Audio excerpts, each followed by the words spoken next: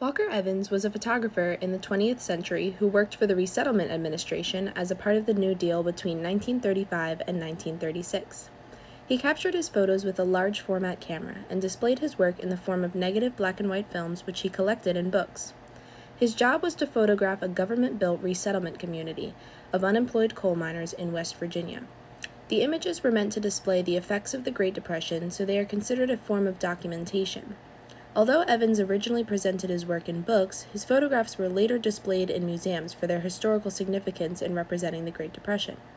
Evans' work is important because he influenced many other photographers to focus on documentation as well, rather than strictly visual appeal.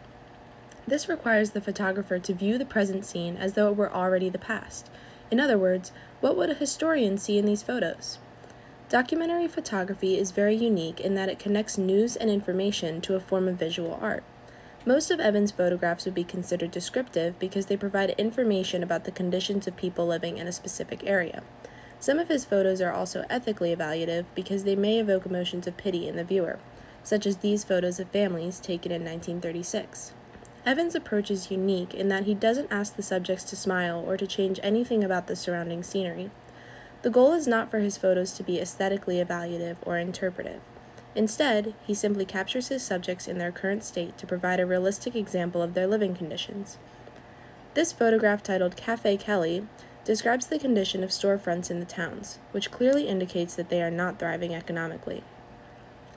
These are some of Evans' most famous works. On the left is a portrait of Allie Mae Burroughs' stone-cold stare boring into the camera, and on the right is an image of the inside of an unemployed man's unkempt home. Again, these photos are ethically evaluative as they indicate to the viewer that these people need help, specifically from the Resettlement Administration. This last photo shows the homes of coal miners provided by the Resettlement Administration that are placed in close proximity to a coal factory. In the top left corner of the photograph, the skeleton of a kite can be seen tangled in electrical wires. This demonstrates to the viewer that children should not be living in this area, which again is an example of an ethically evaluative photo.